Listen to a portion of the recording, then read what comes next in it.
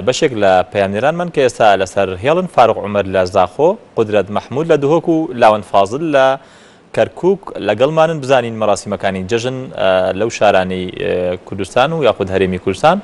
چۆن بەڕێوە دەچوون، بە تایبەت کەرکووکیش سەرەتا دەچمە زاخۆ بۆ لای فاروق سپێدە باش، جەژنت پیرۆز بێ. یەکەم ڕۆژی جەژن لە زاخۆ چۆن بەڕێوە چوو؟ بله، جشنوا پیروز بتن، جشنوا بینران، جشنوا مسلمانان پیروز بتن. دیار الباجر زاخوش مینا باجر و باجر کن دنیا هرم کردستان ایرو مراسم جشن قربان دست بکرون هر سپیدیجی حجم رکاب بچه‌ها ولاتیان قصد آموزگاه تا کنن بوده کنه وجا جشن بکن.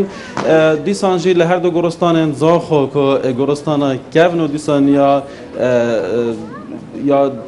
یا کنی هاتیه چکرن لجاده تلکه برای هشمال کذاف یا حالاتیان یا کنری تک روزین جشن دا قصد گورستان آدکرن دنها داجی یا کوتی دایتن هشمال که بچه‌ها یا زاروکان دست به جشن پیروزی کرنه.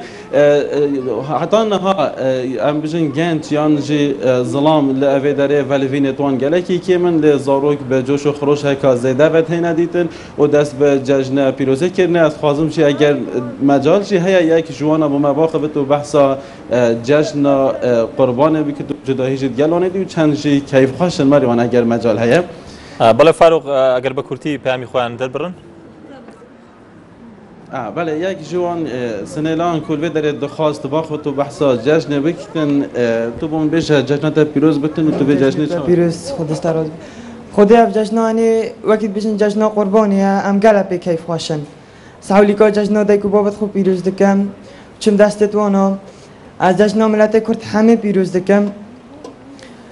وقتی بیشن جشن قربانی کیف خوشیه که بو همی زارو کن جشن و همیات پیروز بتن کجای گنج تو اره وداره دیاره گنج که وداره ایش ود باخو بتن تو اره جشنات پیروز بتن چه هیا دچ پیام هیا دست پیک جشن و هم ملت بسرمان پیروز تایبتی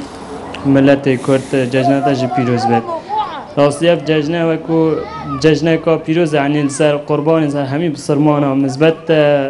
هر بسرمانی که بیچه بد و جشن قربان سر سنتا پیغمبر ما علیه الصلاة و السلام بیچه بینا خواه یعنی پیچی بینا خواب شد قربانی خواب بدت که نتا پیغمبری ما بجه بیند. بله، سپاس بته کجایی تو جواره تو ورا جاری جشن تاج پیروز بته چه هیات تو بیشی؟ خودی جشن دایکو بابا خواب پیروزت کم یا خوش کبره خوا و همین مروت خوا و یا پیش مرگه ایجی و ما بر. مریان دیاره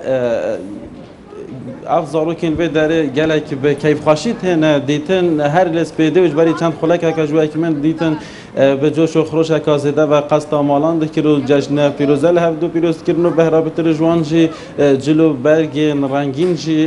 لخواه کردن. بله فاروق سپاس فاروق عمر جاری که دیگه جشن پیروز به فاروق سپاس با